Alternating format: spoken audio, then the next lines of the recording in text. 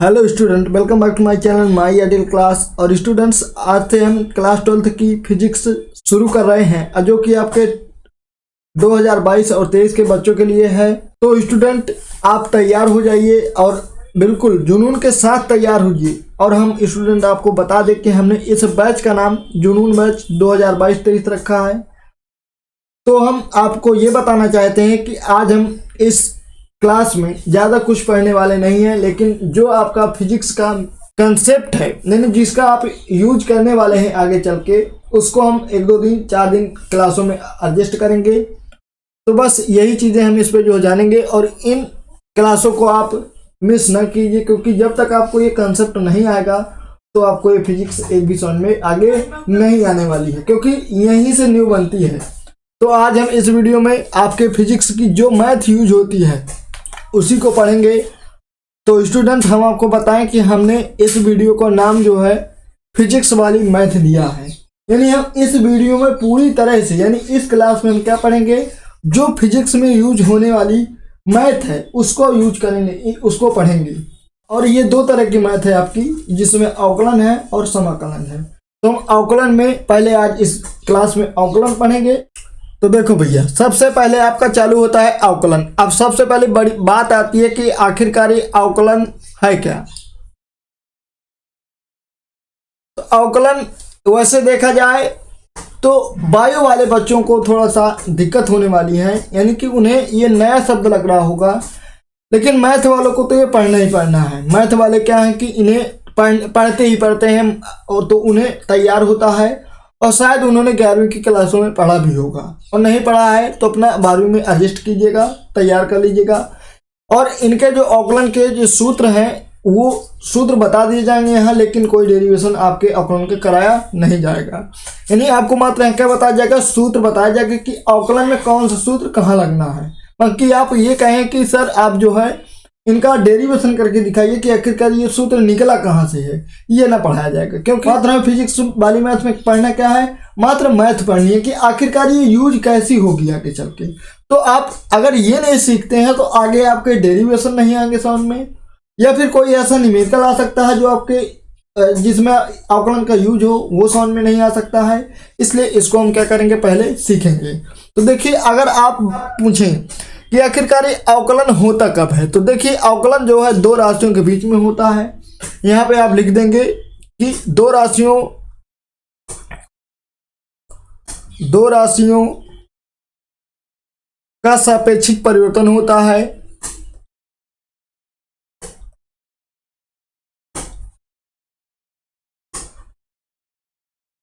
यानी आपसे अगर कोई पूछ ले कि अवकलन क्या होता है, तो आप क्या बताएंगे कि अवकलन आप 2 राशियों का सापेक्षिक परिवर्तन करना ही क्या कहलाता है, अवकलन कहलाता है।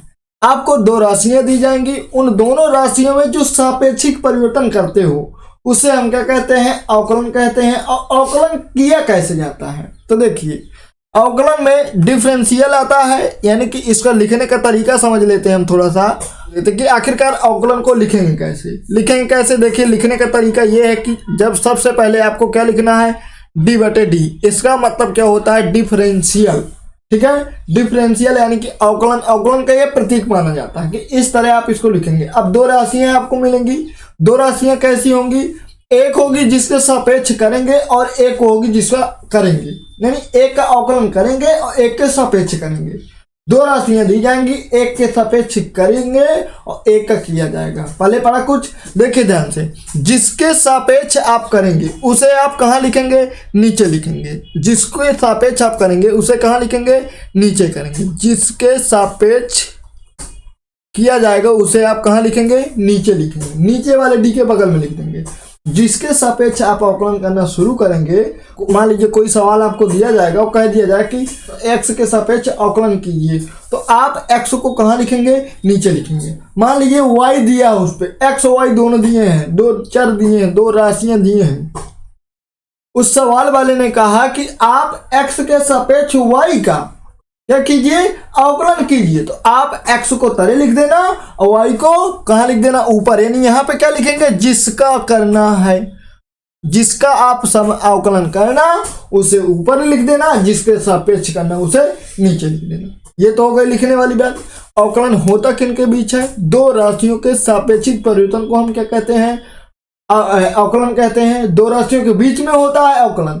इसको लिखते कैसे हैं? d/d, ऊपर वाले d के बगल में जिसका लिखा जाता है, यानी जिसके सापेक्ष, जिस राशि का अवकलन करते हैं उसे ऊपर लिखते हैं, जिसके सापेक्ष करते हैं उसको नीचे लिखते हैं। इतना समझ में आया बात?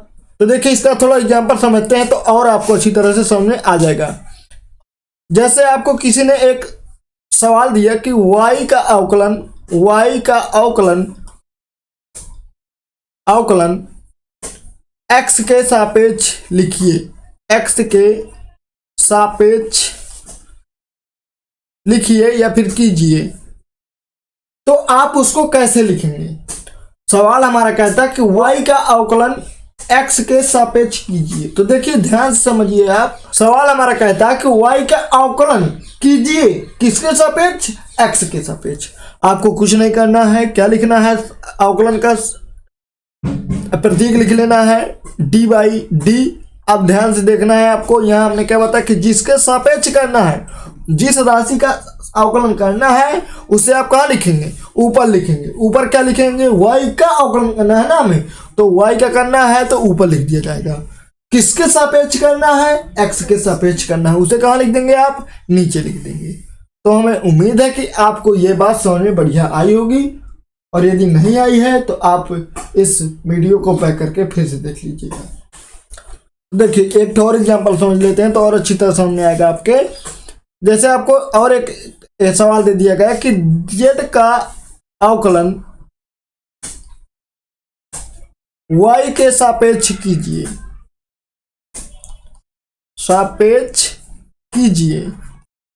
तो आप क्या करेंगे? कुछ नहीं, सबसे पहले क्या लिखेंगे आप? डिफरेंशियल, यानी d/d। किसके सापेक्ष करना है? y के सापेक्ष करना है, उसे कहाँ लिखना है? नीचे लिख देना है। किसका करना है? z का करना है, उसे ऊपर लिख देना है। हो गया आपका अवकलन। z का अवकलन किसके सापेक्ष? y के सापेक्ष। देखो बेटा ये तो बात हो गई हमारी एक लिखने का तरीका कि आप लिखेंगे कैसे। अब आप थोड़ा सा ये समझ लीजिए कि आखिरकार आपकी राशियां कौन कौन सी आएंगी, राशि आखिरकार कैसी कैसी आएंगी।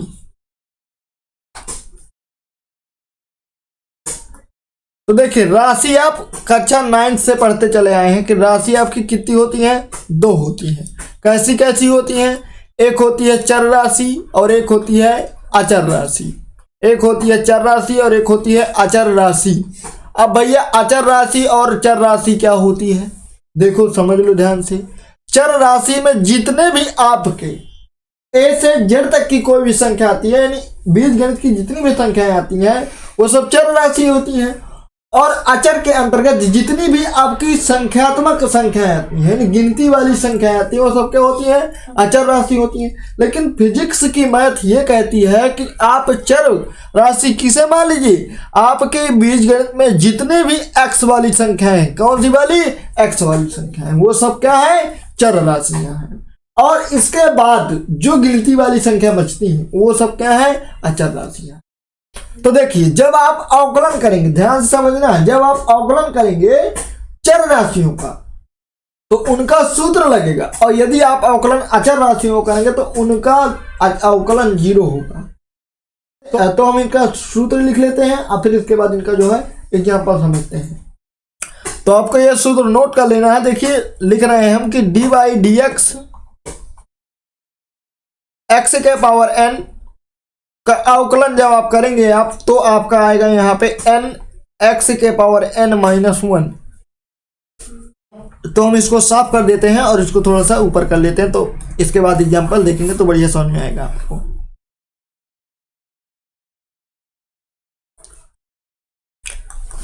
देखिए तो एग्जांपल इसका करते हैं, यानी एक सवाल इस सूत्र से करते हैं तो फिर पता चलेगा कि आपको समझ में आ रहा है कि नहीं आ रहा। अगर आ रहा है तो आप एस करके कमेंट करते जाइएगा।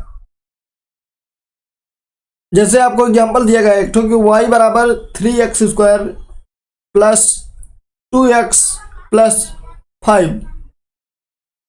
तो देखिए सबसे पहले आपको यह कहा गया कि इसका आप जो है x के सापेक्ष y का अवकलन कीजिए, अवकलन कीजिए। ये आपका क्वेश्चन दिया हुआ है। तो आप सबसे पहले क्या करेंगे, देखिए पहले प्रश्न को समझेंगे कि कहता क्या है कि y बराबर 3x² plus 2x plus 5, x के सापेक्ष y का अवकलन कीजिए। तो x के सापेक्ष किसका अवकलन करना है, y का अवकलन करना है। तो हमारा नियम क्या कहता था, जिसके सापेक्ष करना हो उसको नीचे लिखते हैं, जिसका करना हो उसे ऊपर लिखते हैं। तो सबसे पहले किसके सापेक्ष किसका हुआ, x के सापेक्ष हुआ, तो x कहाँ रहेगा, नीचे वाले d के पास रहेगा। और y क्या कर रहे हो, तो y कहाँ रहेगा, ऊपर रहेगा। तो मतलब क्या हुआ, इसका अवकलन हुआ dy बटे dx। इतनी बात समझ में आ गई होगी। बराबर किए हम, देख लो ध्यान से बेटा जी आप। अभी ये लिखा क्या है, n(x के पावर n), n(x के पावर n। और हमने सूत्र आपको क्या बताया कि जब इस संख्या का आप क्या करेंगे, अवकलन करेंगे, तो सूत्र कौन सा लगाएंगे, n(x के पावर n-1)। देखिए ध्यान से, 3 क्या है आपका, 3 भैया क्या है, ये आपका एक अचर है, गिनती है। इसको आपने क्या ले लिया, आगे ले लिया। अब देखिए इसमें लगाइए, अब x के पावर क्या लिखा है, n, x के पावर n लिखा है, ये लिखा है सूत्र। इसका हम क्या करना है, अवकलन करना है। सबसे पहले क्या करेंगे, इसकी घात, जो x के पावर n था, n कहाँ आ गया, सूत्र में आगे आ गया। तो ये 2 कहाँ आएगा, इंटू में आ जाएगा। यहाँ x यहाँ है, x देखिए सूत्र में भी लिखा है, x उसी तरह लिख दिया गया। n का मतलब क्या हुआ, इसकी घात 2, 2 उसी तरह आ गया, -1 सूत्र का हो गया। इतने में हमें लगता है कि आपको कोई दिक्कत नहीं होगी। यानी जिसका भी आप अवकलन करेंगे और यदि वो x के पावर n की रूप की संख्या है, तो सबसे पहले उसकी घात आप ऊपर से नीचे लाएंगे, यानी गुणे में लाएंगे, फिर उसकी घात में 1 को घटा देंगे। मेन बात ये हुई समझ में। ये हो गया आपका 3x² का अवकलन। फिर आप क्या करेंगे, प्लस लगा है, प्लस लगा देंगे। अब देखिए ये भी आपका एक चर है, चर में है तो 2 को क्या कर लेंगे, आप बाहर कर लेंगे, यानी गुणे में ले आएंगे। बचा क्या आपका x। अब भैया कहो x के पावर तो n लगा नहीं है, लगा है भाई साहब आपके इसमें। देखिए ध्यान से, 1 जब कुछ ना हो, किसी चर के ऊपर कोई भी घात ना लगी हो, तो क्या लगा होता है, 1 लगा होता है। अब देखिए सूत्र समझिएगा ध्यान से कि x के पावर क्या है, n, तो हमें क्या करना है, x के पावर 1। जैसे उस बार x के पावर क्या लिखा था, 2, हमने x के पावर 2 उसी तरह लिखा था। इसी तरह इस बार क्या लिखा है, x के पावर 1 लिखा, हमने x के पावर 1 उसी तरह लिख दिया। क्या किए थे उस बार, 2 में 1 घटाए थे इस घात में, उसी तरह हमें इसमें भी 1 क्या कर देना, घटा देना, क्योंकि सूत्र हमारा कहता है कि x n-1, n की जगह 1 था, -1 सूत्र का हुआ। ये हो गया आपका 2x का अवकलन। तो हमें लगता है कि आपको यहाँ तक कोई दिक्कत नहीं हुई होगी। अब देखिए, अब ये +5 जो है आपका, ये क्या है आपका, ये एक अचर पद है। और हमने आपको पीछे क्या बताया कि जितने भी आपके अचर पद आएंगे और उनका आप अवकलन करेंगे, तो उनका अवकलन क्या होगा, 0 होगा। तो इसका अवकलन क्या हो गया, प्लस का 0 हो गया। अब ये 0 का तो कोई मतलब नहीं रहना, देख लीजिएगा आगे। तो इसको आगे आप क्या लिखेंगे, ये तो उसी तरह आ जाएगा। ये 3 गुना क्या हो जाएगा, 6 हो जाएगा। ये x, ये क्या बचा, 2 में से 1 चला गया, तो क्या बचा, 1 को कभी लिखते नहीं है विज्ञान में, ये तो आपको पता है। बचा क्या, +2, x के पावर क्या बचा, 0, क्या बचा, x के पावर 0। भाई 1 में से 1 चला गया तो क्या बचा, 0 तो बचा, और इस 0 का कोई मतलब नहीं है। अब देखिए, हमें पता है कि चूंकि x के पावर 0 बराबर क्या होता है, 1 होता है। तो क्या हुआ, इसके बदले 1 हुआ, तो मतलब क्या बना कि dy/dx बराबर 6x + 2, और यही इसका जो है उत्तर होगा।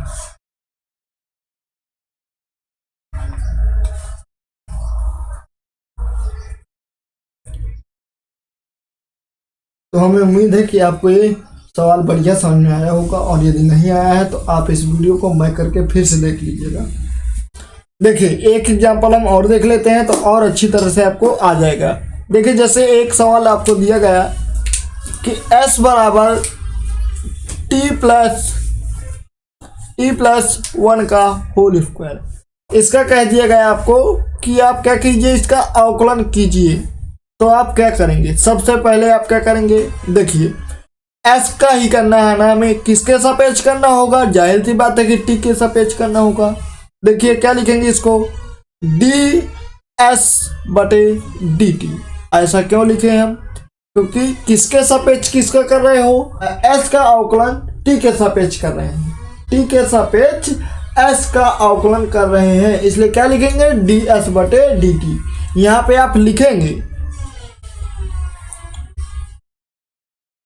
यहाँ पर आप लिख सकते हैं कि t के सापेक्ष s का अवकलन करने पर, अवकलन करने पर ऐसे। तो हमने क्या बताया आपको कि जिसका करना हो उसे ऊपर, यानी s का करना है, s ऊपर है, जिसके सापेक्ष करना हो उसे नीचे, यानी t के सापेक्ष कर रहे हैं, t नीचे। इतनी बात समझ में आ गई होगी। तो देखिए t+1 यानी a+b का होल स्क्वायर क्या होता है, a² + b² + 2ab। उसको हल कर लेते हैं तो क्या बनेगा, ये t² + 2t + 1 बनेगा। अब इसका क्या कर लेते हैं, अवकलन कर लेते हैं। तो अब यहाँ पे क्या लिखा है, t है तो क्या लिख देंगे, t लिख देंगे। लेकिन उसके पहले क्या करेंगे हम, इसकी घात क्या है n, और ये कहाँ आई है, आगे आई है। तो इसकी घात क्या है 2, ये कहाँ आएगी, आगे आएगी। फिर क्या करेंगे, इसकी घात में यानी n में क्या घटाया, 1 घटाया, तो इसमें भी यही करेंगे कि 2 - 1 कर देंगे, हुआ। प्लस लगा है, प्लस लगा देंगे। अब इसके घात में भी क्या लगा है, 1 लगा हुआ है। अगर आप इस 1 को आगे भी लाएंगे तो 2 में कोई इफेक्ट नहीं पड़ेगा, तो 2 आएगा आपका उसी तरह, और t उसी तरह लिख दिया जाएगा। घात में क्या होगा, 1 घटा दिया जाएगा, तो 1 - 1 प्लस 1 का अवकलन क्या हुआ, 0 हो गया, 0 आ गया। समझ में आई बात। अब देखिए इसको फिर से उसी तरह लिख देते हैं, ds/dt बराबर लगा दिए। इसको देखिए 2 में से 1 गया तो क्या बचेगा, 1 बचेगा। तो मतलब क्या हुआ, ये बचा 2t प्लस इस 1 में 1 गया, क्या बचा 0, मतलब t के पावर 0, t के पावर 0 का मतलब क्या हुआ 1। तो यहाँ पे क्या आया 2, ये क्या हो गया, ये हो गया आपका 0, और इसका यही अवकलन होगा। तो हमें उम्मीद है कि आपको ये सवाल भी बढ़िया समझ में आया होगा। तो देखिए एक एग्जांपल और लिखते हैं और उसको भी समझते हैं। ये लिखा है x+1 के घाते 2 बटे √x। हमें इसका क्या करना है, अवकलन करना है। क्या करना है, अवकलन करना है, अवकलन करना है। ये भैया y बराबर दिया हुआ है, एडजस्ट कर लीजिएगा।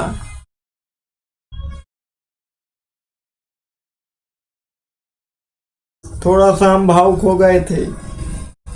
तो देखें, सबसे पहले हम इसका स्क्वायर तोड़ लेते हैं और इस रूट भाई साहब से निपट लेते हैं, फिर इसके बाद अवकलन के पास चलेंगे। ये तो आपकी कक्षा 10 वाली पढ़ाई है, ज़्यादा कुछ नहीं है, छोटा सा काम है, देख लेते हैं उसको। ये y भैया उसी तरह लिख जाएंगे, x+1 का होल स्क्वायर क्या होगा, x² + 2x + 1 उसी तरह आया x, और ये √x का मतलब क्या होगा, x के पावर 1/2। जहां भी आपको √ किसी चर के ऊपर लगा मिल जाए तो आपको उसे हटा देना है और 1/2 लिख देना है। ये बात आपको ध्यान रखनी है, क्योंकि डेरिवेशन में कहीं ना कहीं आपको ऐसी चीज मिलेगी। अब ये जो x के पावर 1/2 लिखा है, ये तो भैया इन तीनों का है ना, x² का भी है, 2x का भी है, 1 का भी है। इनको क्या कर देते हैं, अलग अलग बेचारे को बांट देते हैं, तीनों को दे देते हैं प्रसाद जी से। देखिए y बराबर x² बटे x के घाते 1/2 प्लस 2x बटे x के घाते 1/2 प्लस 1 बटे x के घाते 1/2। इतनी बात आपको समझ में आ गई होगी। अब ये नीचे लिखे हुए हैं घात। नीचे जब कोई घात रहती है, बटे में रहती है, यदि धन की होती है और ऊपर जाती है, अंश में जाती है, तो वो ऋण की हो जाती है, यानी घातें उल्टा हो जाती हैं। जैसे आप बाएं पक्ष से दाएं पक्ष में किसी संख्या को लाते हैं तो धन वाली ऋण की और ऋण वाली धन की हो जाती है। उसी तरह इसमें है कि यदि आप ऊपर वाली किसी संख्या को नीचे ले जाएंगे और उसकी घात माइनस की होगी तो प्लस हो जाएगी, या प्लस की होगी तो माइनस हो जाएगी। तो सेम प्रोसेस वही हमें लगाना है और समझना है। तो देखिए इसको क्या करेंगे हम, x की घात 2 गुणे x की घात -1/2। बात समझ में आई कि नहीं आई? कुछ नहीं हमने किया, इस x की घात 1/2 को ऊपर ले गए हैं, घात क्या हो गई इसकी, प्लस की थी माइनस हो गई। ये वाला प्लस लगा है, इसे आप उसी तरह लिख दीजिए। 2x लिखा है, इसे उसी तरह लिख दीजिए। अब इसको ऊपर ले जाएंगे तो ये भी उसी तरह लिख दिया जाएगा कि x की घात -1/2। जैसा इसके साथ हुआ वैसा इसके साथ भी होगा कि 1 गुणे x की घात 1/2 कहे का माइनस का।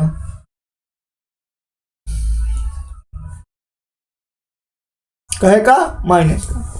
अब आप क्या पढ़े हैं कि भैया गुणा करने में घातें क्या होती हैं, जुड़ जाती हैं। क्या होती हैं, घातें जुड़ जाती हैं। तो भैया क्या होगा इन दोनों में घातें क्या होंगी, जुड़ेंगी। देखिए कैसे जुड़ेंगी, y बराबर x की घात 2 - 1/2। तो सर जी आपने तो कहा जुड़ जाती है, लेकिन घटाना क्यों है, क्योंकि प्लस जोड़ वाला चिन्ह और माइनस से घात वाला चिन्ह क्या हो जाएगा, माइनस हो जाएगा। इसी तरह हमें दूसरे वाले में करना है, यानी 2 लिख गया, x लिख गया, इसके घात में क्या लगा है 1 और इसके घात में क्या है -1/2। घातें क्या हो रही हैं, जुड़ रही हैं, तो -1/2 हो गया। कोई दिक्कत, नो दिक्कत। देखिए भैया आगे प्लस लगा दिया हमने, 1 का गुणा करोगे कोई अंतर आने वाला नहीं है, ये तो उसी तरह लिख दिया जाएगा, x की घात -1/2। कोई दिक्कत। अब हमें क्या करना है, इसको हमें हल करना है, यानी इसकी घात जो है लिखी है 2 के घात -1/2। तो हम इसको हल करते हैं, 2 दूना 4 होगा और 4 में से 1 गया तो क्या बचा 3, 3 बटा क्या हो जाएगा 2। आया कि नहीं आया? तो क्या बनेगा, y बराबर बन जाएगा x की घात 3/2। आया समझ में? प्लस लगा दिए, 2 उसी तरह आएगा। इसी तरह इसको हल करना है कि x की घात क्या लिखा है यहाँ 1 -1/2, तो क्या होगा 1 -1/2 को हल करते हैं तो क्या बचेगा 1/2। तो क्या है x की घात 1/2। इसका उसी तरह लिख लेते हैं। इसकी बात समझ में आई होगी। तो देखिए हमने ये वाली लाइन यहाँ पे लिखी है और इसको अब आगे जो है हल करते हैं कि x के सापेक्ष y का अवकलन करने पर,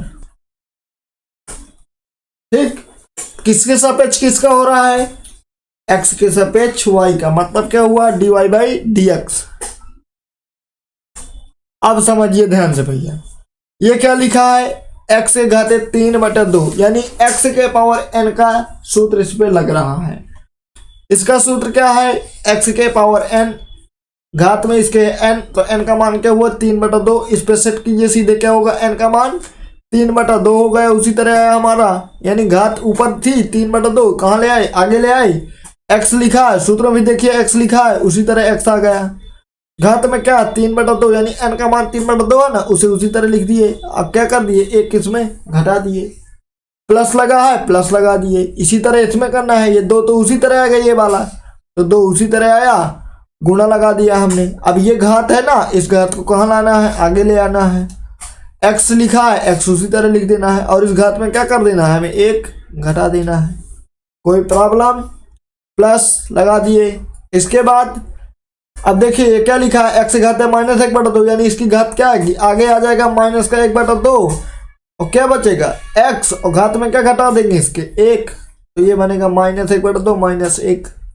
अब हमें इसकी घातें हल करनी है सबसे पहले। तो देखिए ये लिखा है 3/2 -1, तो इसको हल कर लेते हैं। यहाँ 3/2 -1/1 मतलब क्या हुआ 1/2। तो जब आप इसको हल करेंगे तो यहाँ पे आएगा 1/2, तो इसको लिखेंगे dy/dx बराबर 3/2 x की घात 1/2। 2 से 2 ये कैंसिल हो जाएगा, 1/2 में -1/2, इसको भी हम हल कर लेते हैं साइड में। 1/2 -1 1 का पता लगा लो, लासा ले लो, तो क्या बनेगा भैया ये 1 माइनस 1 का भाग 2 में दिया 2 है, 2 करना 2 हो गया, क्या बचा माइनस का 1/2 बच गया आपका। तो क्या है यहाँ पे प्लस लगा दिए, ये एक्स ही भर तो बचा है यहाँ पे, तो एक्स लिख गया और माइनस का 1/2 हो गया। अब देखिए इस प्लस का गुणा इस माइनस से हुआ तो क्या बना माइनस, और क्या 1/2 उसी तरह आया। इसी तरह इसमें करना है, माइनस का 1/2 में हमें -1 क्या करना है, भिन्न कर देनी है। इस पे आएगा भैया 3/2। जब इसको आप हल करेंगे, अब भिन्न हल करना आपको आता होगा, कक्षा 12 में पढ़ रहे हैं आप, तो क्या हुआ x एक घाते माइनस का 3/2 और यही इसका अवकलन हुआ। तो स्टूडेंट हमें उम्मीद है कि आपको ये अवकलन के तीनों चारों नियम बढ़िया समझ में आए होंगे, और यदि नहीं आए हैं और यदि आपको ये रूल लगाना नहीं आ रहा है अवकलन में, तो आप इस वीडियो को बैक करके फिर से देख लीजिए, और जो अवकलन के अगले के नियम हैं वो हम अगली क्लास में कराएंगे। तो आप जो है वीडियो को शेयर अवश्य कर दिए कीजिए अपने मित्रों में यदि आप तैयारी करना चाहते हैं, और अपने क्लास के विद्यार्थियों को भी बताइए कि अब माई आइडियल क्लास में फिजिक्स की भी क्लासें आने लगी हैं। तो आप ये शेयर कर दिया कीजिए वीडियो को, और वीडियो को लाइक कर दिया कीजिए, और यदि समझ में आ जाया करे तो आप कमेंट करके ऐसे या नो जरूर बताया कीजिए। और यदि मान लीजिए आप ऐसे या नो बताएंगे तो हमें कम से कम ये पता चले कि आपको आया या नहीं आया, और नहीं आएगा तो हम अगले क्लास से और ज़्यादा समझाने का प्रयास करेंगे। इसलिए हम आपसे कहते हैं कि आप कमेंट करके थोड़ा सा रिस्पॉन्स जरूर हमें दिया कीजिए। और यदि आप इंग्लिश की तैयारी करना चाहते हो तो वो वीडियो आपकी इस चैनल पे पहले से ही आ रही हैं, तो आप तैयारी करते रहिए। और ये बैच अभी हमने जो है 2023 के विद्यार्थियों के लिए चालू किया है, जो स्टूडेंट 2022 से 23 में एग्जाम देने वाले हैं उनके लिए है। और हमने इस बैच का नाम जुनून बैच 2022-23 रखा हुआ है। तो आप जो है तैयारी करते रहिए, और हम आपसे ये कहेंगे कि आप जो है इस चैनल को सब्सक्राइब कर लीजिए और बेल आइकन प्रेस कर लीजिए, ताकि इसी तरह के वीडियो की नोटिफिकेशन आप तक पहुंचती रहे।